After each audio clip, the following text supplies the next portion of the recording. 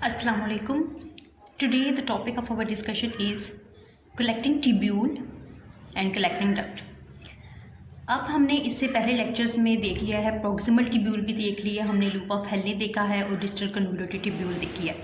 अब उसके बाद हमारे पास जो नेफ्रॉन की स्ट्रक्चर में जो लास्ट सेगमेंट है वो है हमारे पास collecting tubule and collecting duct. अब इसमें कौन कौन से फंक्शंस होते हैं वो हम डिस्कस कर लेते हैं। अब इसमें सबसे पहले क्या है कि ये लास्ट सेगमेंट है सोडियम की रीएब्जॉर्प्शन का और साथ में क्या है पोटाशियम की सिक्रीशन का। अब हमने देखा है कि पीछे हर चैनल में ऑलमोस्ट के आयन ट्रांसपोर्टर्स प्रेजेंट हैं और उनके थ्रू जो है वो आयंस की हमारे पास रीएब्जॉर्प्शन होती है, किसी की सिक्रीशन होती है। तो ये हमारे पास लास्ट सेगमेंट बन जाता है। तो इसके पास हमारे पास कुछ ही आयन ट्रांसपोर्टर्स प्रेजेंट हैं जिनमें हमारे पास सोडियम है और हमारे पास क्या है पोटाशियम है, जिसमें सोडियम की जो है वो मैक्सिमम रीएब्जॉर्प्शन होती है और पोटाशियम की क्या है सिक्रीशन होती है हमारे पास। अब ये क्या है रिमेनिंग सोडियम इज रीएब्जॉर्ब्ड है। इसका मतलब ये है कि पीछे जो रीएब्जॉर्प्शन होती रही है तो उसमें से जो हमारे पास प्रोपोर्शन बच जाएगी वो यहाँ पे रीएब्जॉर्ब हो जाएगी। Primary site for urine acidification pH reduced. अब इसमें क्या है कि जब हमारे पास लास्ट सेगमेंट है ये हमारे पास, तो इससे जो है वो यूरिन हमारे पास सिक्रीट हो जाएगा, उससे हमारी बॉडी से एक्सपेल आउट हो जाएगा। तो यहाँ पे जो है हमारे पास यूरिन की जो पीएच है वो हमारे पास रिड्यूस कर जाएगी क्योंकि उसमें जो है वो हाइड्रोजन आयंस भी होंगे और हमारे पास पोटाशियम भी होगा। अब ये क्या है इस हमारे पास सेगमेंट में इस एपिथेलियल सेल में जो है वो हमारे पास टू टाइप्स ऑफ सेल्स होते हैं। कौन कौन से सेल्स होते हैं हमारे पास? एक तो उनकी टाइप है प्रिंसिपल सेल्स और दूसरी है हमारे पास इंटरकलेटेड सेल्स। अब प्रिंसिपल सेल्स कौन से होते हैं और इंटरकलेटेड सेल्स कौन से होते हैं? प्रिंसिपल सेल्स वो होते हैं जिनके थ्रू जो है सोडियम और दूसरे इलेक्ट्रोलाइट्स की ट्रांसपोर्ट होती है। लाइक प्रिंसिपल सेल्स वो होते हैं जिनमें हम सोडियम की रीअब्जॉर्प्शन कर सकते हैं या फिर दूसरे इलेक्ट्रोलाइट्स की। और दूसरे कौन से सेल्स हैं? Intercalated cells. अब ये इन सेल्स में क्या होता है कि इनमें जो है वो एसिड और बेस सिक्रीशन जो होती है वो हमारे पास इंटरकलेटेड सेल्स में होती है फ्रॉम ब्लड इन यूरिन। जैसे प्रॉक्सिमल ट्यूब्यूल में हमने देखा था कि उनके पास भी ऑर्गेनिक ट्रांसपोर्टर्स प्रेजेंट होते हैं, उसी तरह जो है वो हमारे पास इंटरकलेटेड सेल्स जो हैं वो कलेक्टिंग ट्यूब्यूल के, उनमें भी हमारे पास एसिड और बेस सिक्रीशन सिस्टम प्रेजेंट है। अब क्या है कि these cells are under the control of aldosterone and antidiuretic hormone. अब इस ट्यूब्यूल में हमारे पास दो हार्मोन्स वर्क कर रहे हैं। कौन सा है? पहले हमारे पास इंटरकलेटेड एंटी डाययूरेटिक हार्मोन और दूसरा है हमारे पास एल्डोस्टेरोन हार्मोन। अब इनकी फिजियोलॉजी और मैकेनिज्म को डिस्कस कर लेते हैं। अब ये देख लीजिए, ये हमारे पास कलेक्टिंग ट्यूब्यूल है, ये हमारे पास ल्यूमेन की साइड है, लाइक ये एपिकल सरफेस है और ये हमारे पास बेसोलेटल सरफेस है जो कि इंटरस्टिशियम या फिर ब्लड को फेस कर रही है। अब इसमें हमने सबसे पहले देखने कि ये हमारे पास कौन सा ट्रांसपोर्टर प्रेजेंट है। ये हमारे पास epithelial sodium ion channel, epithelial sodium ion channel. अब ये क्या है, इसका सिर्फ एक ही वर्क है कि ये हमारे पास सोडियम की रीअब्जॉर्प्शन करा रहा है। अब इस रीअब्जॉर्प्शन को मीडिएट कौन कर रहा है? ये हमारे पास एल्डोस्टेरोन का हार्मोन है। एल्डोस्टेरोन कहाँ से सीक्रेट होता है? हमारे पास सीक्रेट होता है एड्रीनल कॉर्टेक्स से। अब ये सीक्रेटेड फ्रॉम एड्रीनल कॉर्टेक्स और इसकी स्टिमुलेशन होती कहाँ है? हमारे पास रेनिन से, जिसको हम क्या कहते हैं RAS, रास। अब इसके थ्रू जो है वो हमारे पास सोडियम की रीअब्जॉर्प्शन होती है। अब इसका डुअल इफेक्ट है एल्डोस्टेरोन का। एक तो ये यहाँ पे रीअब्जॉर्प्शन करा रहा है from lumen into the cell और फिर सेल से भी इसकी ट्रांसपोर्ट हो रही है इंटरस्टिशियम या फिर ब्लड में इस ATPase ट्रांसपोर्ट के थ्रू। और पोटाशियम जो है वो हमारे पास सेल के अंदर मूव कर रहा है। अब ये जो सेल हमारे पास अंदर मूव कर रहा है इसकी भी ट्रांसपोर्ट हो रही है ल्यूमेन में। अब जो है यहाँ से पोटाशियम जो है वो सीक्रेट हो रहा है और सोडियम जो है वो रीएब्जॉर्ब हो रहा है। अब इसी के थ्रू ये हमारे पास प्रिंसिपल सेल्स में वर्क हो रहा था। अब इंटरकलेटेड सेल्स का देख लेते हैं। इंटरकलेटेड सेल्स में भी जो है जहाँ पे जब ये प्रोसेस हो रहा होगा तो हमारे पास जो है यहाँ पे हमारे पास हाइड्रोजन की सिक्रीशन होगी ल्यूमेन में और हमारे पास बाइकार्बोनेट आयन और क्लोराइड आयन की एक्सचेंज होगी। अब ये जो क्लोराइड आयन है ये जब हमारे पास यहाँ से एक्सपेल आउट होगा तो यहाँ से हम देखेंगे कि पैरासेलुलरली भी जो है वो हमारे पास इसकी ट्रांसपोर्ट चल रही है। अब ज़रूरी नहीं है कि हमारे पास जो एडवर्स इफेक्ट्स में शो करते हैं, हाइपोकैलीमिया हो गया, हाइपोनेट्रीमिया हो गया, तो ज़रूरी नहीं है कि हर आयन के लिए एक स्पेसिफिक जो है वो ट्रांसपोर्टर प्रेजेंट हो। अब यहाँ से देखिए, यहाँ से भी तो इसका कोई ट्रांसपोर्टर नहीं प्रेजेंट क्लोराइड का और ये जो है वो पैरासेलुलरली मूव कर रहा है, इससे कोई फ़र्क नहीं पड़ता। अब हमने देख लिया एपिथेलियल सोडियम आयन चैनल। ये हो गया। और फिर उसके बाद पोटाशियम चैनल जो कि इसकी ट्रांसपोर्ट कर रहा है ल्यूमेन में। फिर उसके बाद एल्डोस्टेरोन है, इसका हमने देख लिया डुअल इफेक्ट, एक तो यहाँ पे आ गया, दूसरा यहाँ पे आ गया। अब ये क्या है, दूसरी इसी प्रोसेस के दौरान जो है इनकी ट्रांसपोर्ट भी हमने देख ली। ये हो गई इसकी मैकेनिज्म हो गया, और इसका हो गया physiology of collecting tubule and duct. अब इसमें के बाद क्या है, अब हमने देखना है कि जो हमारे पास ये जो फंक्शन हो रहा है इसको रोकने के लिए हम क्या मतलब कौन से डायरेटिक्स हमारे पास यूज़ होते हैं। तो वो डायरेटिक्स है हमारे पास पोटाशियम स्पेयरिंग डायरेटिक्स। अब इनका मतलब क्या है, सबसे पहले हम डिस्कस कर रहे हैं तो हम देख लेते हैं कि इनका मैकेनिज़्म क्या है। जो हमारे पास डायरेटिक्स हैं उनका क्या वर्क है, उनके नाम से क्या शो हो रहा है। अब पोटाशियम स्पेयरिंग डायरेटिक्स क्या है, जो हमारे पास जो है वो प्रिवेंट करते हैं पोटाशियम की सिक्रीशन को और इंक्रीज़ करते हैं हमारे पास सोडियम और क्लोराइड की सिक्रीशन को।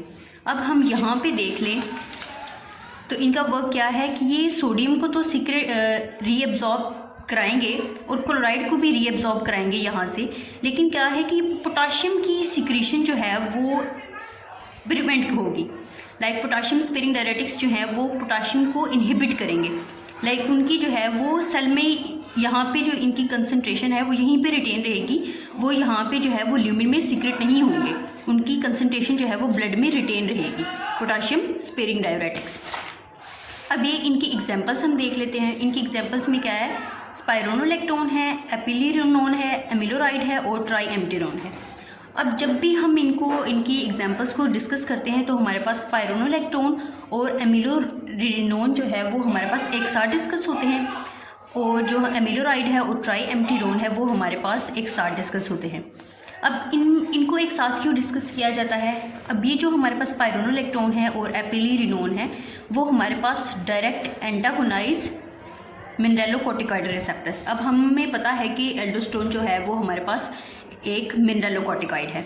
अब वो जो है हमारे पास एंटागोनाइज करते हैं एल्डोस्टेरोन को। अब जब हमारे पास एल्डोस्टेरोन जो है वही इनहिबिट हो जाएगा, उसी को एंटागोनाइज कर देंगे, तो हमारे पास ना तो इसकी यहाँ से रीअब्जॉर्प्शन होगी और ना ही यहाँ हमारे पास पोटाशियम जो है वो सेल में आएगा, ना ही सीक्रेट होगा। तो यहाँ पे हमारे पास पोटाशियम हमारे पास रिटेन कर जाएगा यहाँ पे, और हमारे पास सोडियम सीक्रेट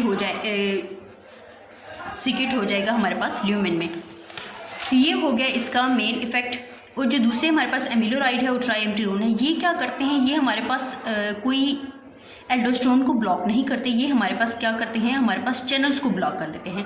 जो पीछे हमने देखा है कि सोडियम की एक्सक्रीशन हो रही है, रीअब्जॉर्प्शन हो रही है, तो ये उसी को ब्लॉक कर देंगे। अगर सोडियम ही रीअब्जॉर्ब नहीं होगा तो इन रिटर्न क्या है कि हमारे पास ये चैनल भी जो है वर्क नहीं करेगा, कि ये एंटीपोटर के तौर पे काम कर रहा है। तो जब सोडियम ही नहीं जाएगा तो पोटाशियम कैसे आएगा, उसकी वजह से क्या है कि ये हमारे पास इन चैनल्स को ब्लॉक कर देते हैं। तो हम किसी भी मैकेनिज्म को यूज़ करके हम पोटाशियम स्पेयरिंग डायरेटिक्स के थ्रू जो है वो अपना इफेक्ट ले सकते हैं। अब स्पाइरोनोलैक्टोन जो है वो हमारे पास क्या है, सिंथेटिक स्टीरॉयड है सिक्रेटेड बाय लिवर। अब जो स्पाइरोनोलैक्टोन है और एल्डोस्टेरोन जो है वो दोनों की मेटाबॉलिज्म की जो साइट है वो लिवर ही है। अब जब ये हम स्पाइरोनोलैक्टोन देते हैं अपने इफेक्ट यूज़ करने के लिए, तो स्पाइरोनोलैक्टोन एल्डोस्टेरोन में कंपटीशन होता है। लेकिन अब जब हमारे पास ड्रग की जो है वो कंसंट्रेशन ज़्यादा होती है, तो ऑब्वियसली जो है वो हमारे पास स्पाइरोनोलैक्टोन जो है वो एल्डोस्टेरोन की साइड्स पे जाके बाइंड कर देगा। बाइंड हो जाएगा तो हमारे पास एल्डोस्टेरोन को अपनी बाइंडिंग के लिए जो है वो स्पेस नहीं मिलेगी, जिसके थ्रू जो है वो एल्डोस्टेरोन जो है वो अपना वर्क परफॉर्म नहीं कर पाएगा। अब इसका जो है स्लो ऑनसेट ऑफ एक्शन है। लाइक अगर हमने स्पाइरोनोलैक्टोन दिए तो वो उसका जो इफेक्ट है वो कुछ देर बाद शो होगा, ये नहीं कि जैसे ही हमने ड्रग दी उसका इफेक्ट शो होना शुरू हो जाएगा। इसकी जो है वो स्लो ऑनसेट ऑफ ड्यूरेशन है। इसका थेराप्यूटिक इफेक्ट जो है वो डिले, लाइक अगर स्लो ऑनसेट ऑफ एक्शन है तो ऑब्वियसली जो है वो हमारे पास थेराप्यूटिक इफेक्ट जो है वो थोड़ी देर के बाद शो होगा। नॉन सिलेक्टिव, अब ये जो है अब कुछ जो ड्रग्स होती हैं उनका सिलेक्टिव एक्शन होता है, लाइक किसी स्पेसिफिक प्लेस पे जाके वो जो है वो एक्ट करती है। लेकिन ये जो ड्रग है हमारे पास स्पाइरोनोलैक्टोन, ये जो है वो नॉन सिलेक्टिव है। लाइक ये अब जहाँ पे भी हमारे पास एल्डोस्टेरोन प्रेजेंट है उसको जाके ब्लॉक कर देगा, तो जिसकी वजह से क्या है हमारे पास एडवर्स इफेक्ट्स ज़्यादा हो सकते हैं।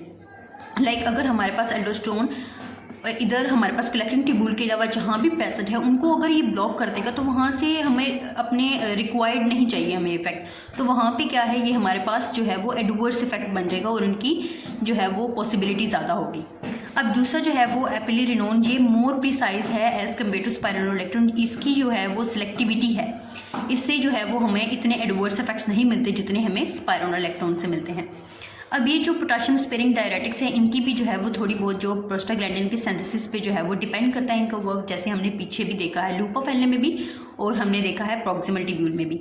और ये जो है वो BN एसिड से जो है वो इनहिबिट हो सकते हैं, ये हमने पीछे भी डिस्कस किया था। अब इनके यूजेस देख लेते हैं। यूजेस क्या है, एल्डोस्टेरोन एसोसिएटेड एडिमा। अब जब हमने देखा है कि इसको क्या कहते हैं, हाइपर एल्डोस्टेरोनिज्म। अब जब एल्डोस्टेरोन जो है वो हमारे पास ज़्यादा उसकी वो कंसिस्टेंसी हम यूज़ कर रहे हैं और वो जो है इन लिवर से जो है वो मेटाबॉलिज्म नहीं हो रहा उसका, तो लिवर से मेटाबॉलिज्म नहीं होगा तो एल्डोस्टेरोन जो है वो हमारी बॉडी में ज़्यादा रिटेन करेगा।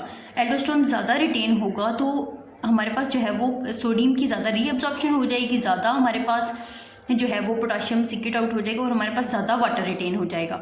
अब ज़्यादा वाटर रिटेन होगा तो हमारे पास एडिमा कॉज हो जाएगा और फिर उसके बाद डायरेसिस प्रोड्यूस कराते हैं और हार्ट फेलियर में यूज़ करते हैं।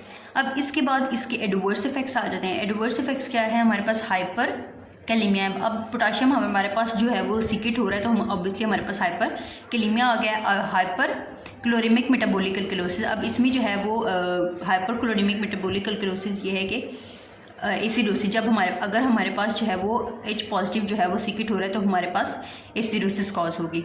अब गायनिकोमेस्टिया क्या है, एनलार्जमेंट ऑफ ब्रेस्ट है मेल्स में। अब ये किसके साथ एसोसिएटेड है, स्पाइरोनोलेक्ट्रोन के साथ। अब स्पाइरोनोलेक्ट्रोन जो है वो हमारे पास एल्डोस्टेरोन की साइड पे बाइंड कर जाएगा, जो एस्ट्रोजन हार्मोन है हमारा, तो वो जो है वो मेल्स में फिर जो है वो फीमेल की कैरेक्टरिस्टिक्स ज़्यादा हो जाएंगी, हार्मोन ज़्यादा सीक्रेट होगा तो उनकी जो है वो ब्रेस्ट एनलार्ज हो जाएगी। फिर उसके बाद क्या है, एक्यूट रीनल फेलियर है हमारे पास। अब इनकी जो कंट्रा इंडिकेशंस है ये बहुत ज़्यादा इंपॉर्टेंट है। लाइक अगर हम पोटाशियम स्पेयरिंग डायरेटिक्स को यूज़ कर रहे हैं, हम रिटेन कर रहे हैं पोटाशियम को बॉडी में, तो हमें ध्यान रखना है कि हमें जो सप्लीमेंट्स हम एक्स्ट्रा यूज़ कर रहे हैं अपनी बॉडी के लिए उसमें जो है वो पोटाशियम ना हो। अब पोटाशियम अब एक तो पोटाशियम स्पेयरिंग डायरेटिक्स भी यूज़ कर रहे हैं और हमारी डाइट में भी अगर हम पोटाशियम ज़्यादा लेंगे, जैसे कि बनाना है उसमें पोटाशियम की कंसंट्रेशन बहुत ज़्यादा होती है, तो वो हमारे लिए जो है वो हम हाइपर कैलीमिया हो सकता है हमें। तो हमें जो है वो पोटाशियम स्पेयरिंग डायरेटिक्स की यूज़ करते हुए हमें को एडमिनिस्टर नहीं करना पोटाशियम कंटेनिंग सप्लीमेंट्स को, जिसमें कौन कौन से आ जाते हैं, बीटा ब्लॉकर्स हैं और इसके अलावा जो है हमारे पास एस इनहिबिटर्स आ जाते हैं। Better for renal insufficiency patients. अब जो हमारे पास पेशेंट्स हैं रीनल इनसफिशेंसी के, उनको भी जो है वो पोटाशियम स्पेयरिंग डायरेटिक्स जो है वो उनके लिए बेटर होती है।